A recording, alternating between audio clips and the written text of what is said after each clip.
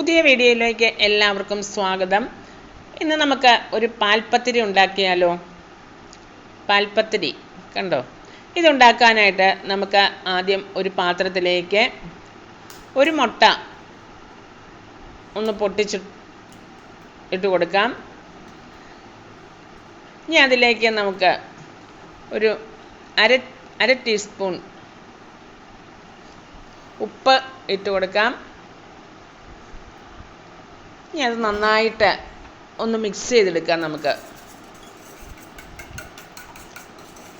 നന്നായിട്ട് ഒന്ന് മിക്സ് ചെയ്തെടുക്കുക.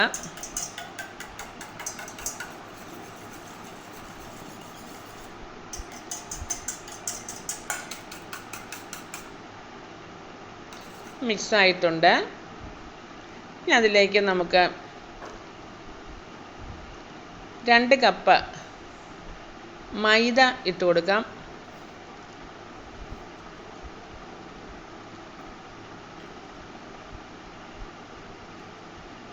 കപ്പിനളന്ന് 2 കപ്പ് മൈദ ഇട്ട് കൊടുക്കാം.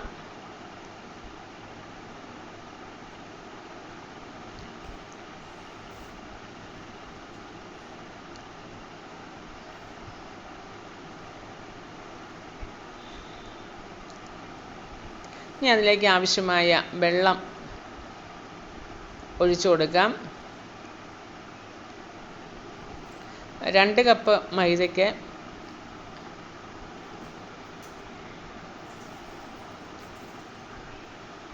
2.5 കപ്പ്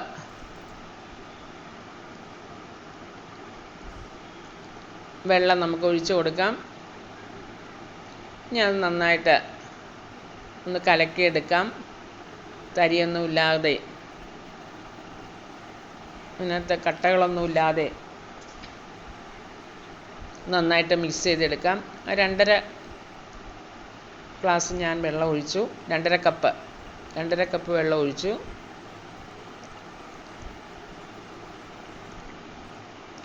നന്നായിട്ട് കട്ടയൊന്നും ഉണ്ടാകരുത്. ആ വിധത്തിലൊന്ന് മിക്സ് ചെയ്തെടുക്കണം.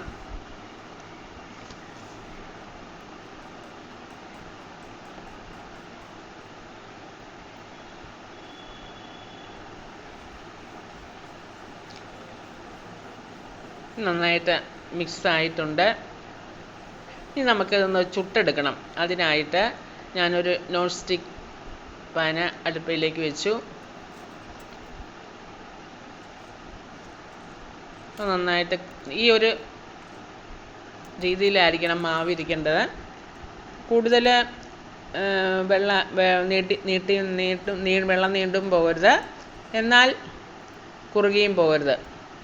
ഈ ഒരു രീതിയിലായിരിക്കണം. എന്നിട്ട് നമുക്ക് ഒന്ന് ദോശ പോലെ അല്ലെങ്കിൽ അപ്പം പോലെ, ദോശ പോലെയോ ഒന്ന് ചുട്ടെടുക്കാം. ഒരു തവി കോരി ഒഴിച്ചിട്ട് ഇങ്ങനെ ഒന്ന് പരത്തി ഇത് നമുക്ക് അതൊന്ന് ദോശ ചുട്ടെടുക്കാം. ഇത് പാൽപ്പത്തിരി നമുക്ക് പെട്ടെന്ന് ഉണ്ടാക്കിയെടുക്കാൻ പറ്റാത്ത ഒരു ബ്രേക്ക്ഫാസ്റ്റാണ്. അല്ലെങ്കിൽ ഡിന്നറിനോ അല്ലെങ്കിൽ ഈവനിങ് സ്നാക്സൊക്കെ ആയിട്ട് ഉപയോഗിക്കാം. പക്ഷേ നമുക്ക് കുറച്ച് താമസമുണ്ട്. എന്താണെന്ന് വെച്ചാൽ ഇത് ദോശ ആയി വരുന്നതിന് പെട്ടെന്ന് നമുക്ക് തീ കുറച്ചല്ലേ വെക്കാൻ പറ്റത്തുള്ളൂ. തീ കുറച്ച് വെച്ച് ഉണ്ടാക്കിയെടുക്കണം. അതുപോലെ ഇച്ചിരി താമസമുള്ള ഒരു വിഭവമാണിത്. നമുക്ക് ആ ദോശയെല്ലാം ഇതുപോലെ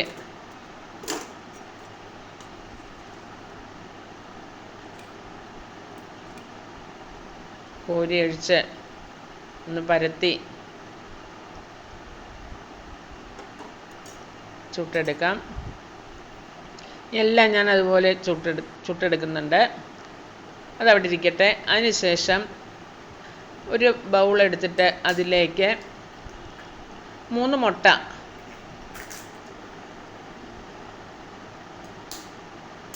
പൊട്ടിച്ചൊഴിക്കാം.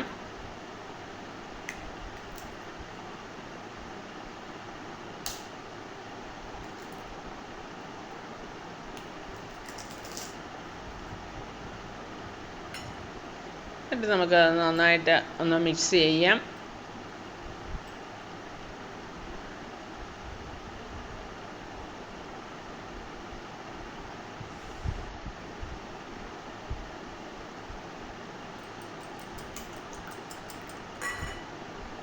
നന്നായിട്ട് മിക്സ് ചെയ്തിട്ടുണ്ട്. ശേഷം അതിലേക്ക് ഒരു 4.5 ടേബിൾ സ്പൂൺ മധുരം ഇട്ട് കൊടുക്കാം. മധുരം കൂടുതൽ വേണമെങ്കിൽ 5 ടേബിൾ സ്പൂൺ ഇടുക. പിന്നെ അതിലേക്ക് ഞാൻ 1/2 ടീസ്പൂണ് ഏലക്കാപ്പൊടി ഇട്ടു. അതുപോലെ തന്നെ ഒരു 1/4 ടീസ്പൂൺ ഉപ്പും കൂടി ഇട്ട് കൊടുത്തു, ആ മധുരം ഒന്ന് ബാലൻസ് ചെയ്യാൻ വേണ്ടിയിട്ട്. മധുരം കൂടുതൽ വേണമെങ്കിൽ നിങ്ങൾ 4.5 സ്പൂൺ എന്നുള്ളത് 5 ടേബിൾ സ്പൂൺ ആക്കാം. ഞാനിപ്പോൾ 4.5 ടേബിൾ സ്പൂൺ പഞ്ചസാരയാണ് ഇട്ട് കൊടുത്തത്. ഇനി അതിലേക്ക് അത് നന്നായിട്ട് മിക്സ് ചെയ്തിട്ട് അതിലേക്ക് നമുക്ക് പാലൊഴിച്ച് കൊടുക്കണം. നമ്മൾ പൊടിയെടുത്ത അതേ കപ്പിന് തന്നെ 2.5 കപ്പ് പാലൊഴിച്ച് കൊടുത്തിട്ടുണ്ട്. ഇനി അതെല്ലാം കൂടി നന്നായിട്ട് മിക്സ് ചെയ്യണം. പഞ്ചസാരയൊക്കെ നന്നായിട്ട് മിക്സ് ആയിട്ടുണ്ടോ എന്ന് നോക്കണം. ആയിട്ടില്ല എങ്കിൽ നന്നായിട്ട് തന്നെ മിക്സ് ചെയ്യുക. എല്ലാം കൂടി നന്നായിട്ട് മിക്സ് ചെയ്തെടുക്കണം. മിക്സ് ആയിട്ടുണ്ട്. ഇനി നമുക്ക്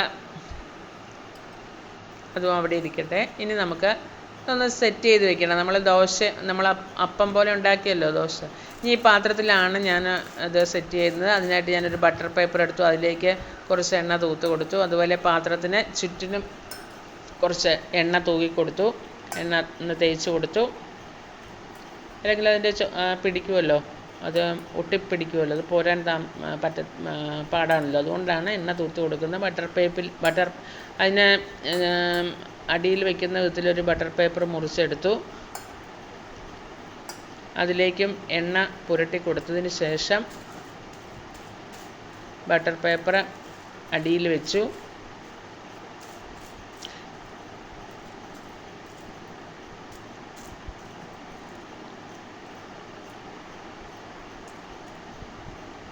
ഇനി നമുക്ക് 12 ദോശ കിട്ടിയിട്ടുണ്ട് എനിക്ക് ആ പൊടിയിൽ നിന്നും.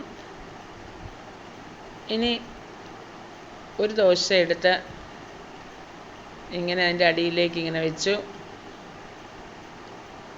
ഞാൻ അതിന് ശേഷം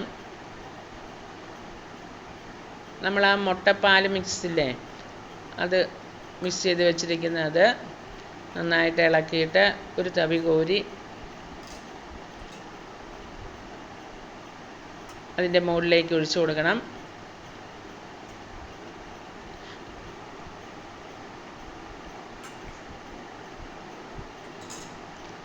ഇച്ചിരി ക്യാരറ്റും കൂടി ഉണ്ടെങ്കിൽ നല്ലതാണ്. ഒരു ചെറിയൊരു ക്യാരറ്റ് ഗ്രേറ്റ് ചെയ്തതിൻ്റെ ഈ മുട്ടപ്പാലിൻ്റെ മിക്സിൻ്റെ കൊടുത്ത് ഇടുന്നത് നല്ലതാണ്. ഞാൻ കുറച്ച് ഡ്രൈ ഫ്രൂട്ട്സ് എടുത്ത് വെച്ചിട്ടുണ്ട്. കുറച്ച് നെയ്ക്കകത്ത് വറുത്ത് കുറച്ച് ഡ്രൈ ഫ്രൂട്ട്സ് വെച്ചിട്ടുണ്ട്. അത് കുറേശ്ശെ ഇട്ട് കൊടുക്കാം. കുറച്ച് കശുവണ്ടിയും അതുപോലെ തന്നെ മുന്തിരിയും, കറുത്ത മുന്തിരിയും വെളുത്ത മുന്തിരിയും, അതുപോലെ കുറച്ച് ബദാമിൻ്റെ തൊലിയൊക്കെ കളഞ്ഞതും, അതുപോലെ കുറച്ച് ഈന്തപ്പഴവും, ഇതെല്ലാം കൂടി കുറച്ച് നെയ്യിലിട്ടൊന്ന് മിക്സ് ചെയ്ത് ഒന്ന് ചെറുതായിട്ടൊന്ന് ഫ്രൈ ചെയ്തെടുത്തതാണിത്. അങ്ങനെ നമുക്ക് ഇത് ഇനി അതിൻ്റെ മുകളിലേക്ക് പത്തിരി അല്ലെങ്കിൽ ദോശ എന്ത് വേണേലും വിളിക്കാം, അത് ഒഴിച്ചിട്ട് ഇതുപോലെ ആ മിക്സ് കോരി ഒഴിച്ചിട്ട് ഡ്രൈ ഫ്രൂട്ട്സ് കുറച്ചിടുക. ഇതിന് കുറച്ച് താമസമുള്ള ഞാൻ നേരത്തെ പറഞ്ഞല്ലോ, കുറച്ച് താമസമുണ്ട്. നമ്മൾ ഇങ്ങനെ സെറ്റ് ചെയ്തിട്ട് ഏകദേശം കുറഞ്ഞത് 1 മണിക്കൂറെങ്കിലും നമ്മൾ അത് വേകുവാനായിട്ട് കാത്തിരിക്കണം. അതുകൊണ്ടാണ് ഞാൻ പറഞ്ഞത് കുറച്ച് സമയതാമസം ഉള്ള ഒരു വിഭവമാണ്. നമുക്ക് കുറച്ച് സമയം പെട്ടെന്ന് നമുക്കങ്ങ് ഉണ്ടാക്കിയെടുക്കാൻ പറ്റത്തില്ല. എന്നാൽ ഉണ്ടാക്കിക്കഴിഞ്ഞാൽ നല്ല ടേസ്റ്റുമാണ്.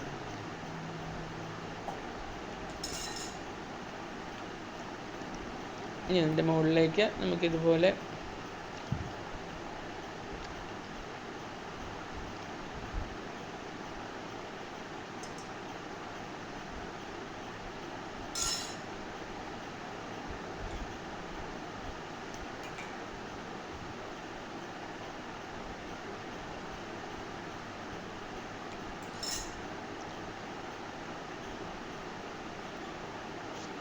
ഇത് ഉണ്ടാക്കുന്നതിനായിട്ട് ഞാനിപ്പോൾ ഒരു ഇടിയപ്പത്തിൻ്റെ നമ്മൾ ഇഡ്ഡലിയൊക്കെ ഉണ്ടാക്കുന്ന ഇഡ്ഡലി ചെമ്പാണ് വെച്ചിരിക്കുന്നത്. പക്ഷേ ഏറ്റവും നല്ലത് ഒരു വലിയ കുക്കറുണ്ടെങ്കിൽ നമ്മൾ ആ കുക്കറിനകത്തേക്ക് ഇത് എന്തെങ്കിലും ഒരു ചെറിയൊരു പാത്രം കമത്തി വെച്ചിട്ട് അതിൻ്റെ മുകളിൽ വെച്ച് കുക്കർ അടച്ച് വെയിറ്റ് ഇടാതെ ലോ ഫ്ലെയിമിൽ വേവിച്ചെടുക്കുകയായിരിക്കും നല്ലത്. പക്ഷെ എനിക്ക് അങ്ങനെ അത്രയും വലിയ അങ്ങനെ വയ്ക്കാൻ പറ്റിയ കുക്കറിലാഞ്ഞ കാരണം ഞാൻ ഒരു ഇഡ്ഡലി പാത്രത്തിൻ്റെ അകത്ത് ആണ് ഒരു പാത്രം കമത്തിയിട്ട് അതിൻ്റെ മുകളിൽ വെച്ച് അടച്ച് വെച്ചാണ് വേവിച്ചത്. അപ്പം അങ്ങനെ വേവിക്കുമ്പോൾ നമ്മൾ ഒരു 10 മിനിറ്റ് കഴിയുമ്പോൾ ഒരു ഭാഗം കുറച്ച് ഒരു വിടവ് ഉണ്ടായിരിക്കണം, പതുക്കെ ഒന്ന് തുറന്ന് വെക്കണം. എന്താണെന്ന് വെച്ചാൽ അല്ലെങ്കിൽ ആ ഒരു മണം വ്യത്യാസം ഉണ്ടാകുമല്ലോ. ഇത് ഇങ്ങനെ ബേക്ക് ചെയ്യുകയാണല്ലോ ചെയ്യുന്നത്, നമ്മൾ വെള്ളം ഒഴിക്കുന്നില്ലല്ലോ. വെള്ളം ഒഴിക്കരുത് അടിയിൽ. നമ്മൾ കേക്കൊക്കെ ബേക്ക് ചെയ്തെടുക്കും പോലെയാണല്ലോ എടുക്കുന്നത്. അപ്പോൾ ഒരു സ്വല്പം തുറന്ന് വയ്ക്കണം, അതിലൂടെ ആവി പോകാൻ വേണ്ടിയിട്ട്.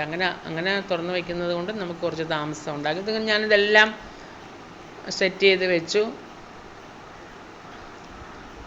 ഇനി ഞാനൊരു ഇഡ്ഡലി ഇതുപോലെ വെച്ചിട്ട് അതിൻ്റെ ഉള്ളിലേക്ക് 10 മിനിറ്റായിട്ട് ഞാൻ വെച്ചിട്ടുണ്ട് ഒന്ന് പ്രീഹീറ്റ് ചെയ്യാൻ വേണ്ടിയിട്ട്. ഇനി അതിൻ്റെ മുകളിലേക്ക് ഇത് വെച്ചിട്ട് വയ്ക്കുമ്പോഴേ നമ്മളുടെ കൈ പൊള്ളാതെ നോക്കണം. കുക്കറാണ് ഏറ്റവും നല്ലത് കേട്ടോ. കുക്കറിനകത്ത് വെച്ച് കുക്കർ അടച്ച് അതിൻ്റെ വെയിറ്റ് ഇടാതെ ആവി മേളിലേക്ക് പോകുമല്ലോ, അപ്പോൾ അങ്ങനെ വേവിക്കുകയാണ് നല്ലത്. എങ്ങനെ വേവിച്ചാലും 1 മണിക്കൂർ, ഒരു 1.25 മണിക്കൂർ പിടിക്കും ലോ ഫ്ലെയിമിൽ. ഇത് പതുക്കെ വെന്ത് വരണം കണ്ടോ.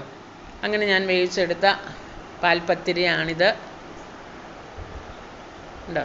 വളരെ ടേസ്റ്റാണ്. നമുക്കിത് മുറിച്ച് കഷ്ണിച്ച് കഴിക്കാം. ലെയറായിട്ട് വരും. ഇതാണ് പാൽപ്പത്തിരി. ഇഷ്ടമായാൽ ലൈക്ക് ചെയ്യുക, ഷെയർ ചെയ്യുക, സബ്സ്ക്രൈബ് ചെയ്യുക. Okay, bye bye.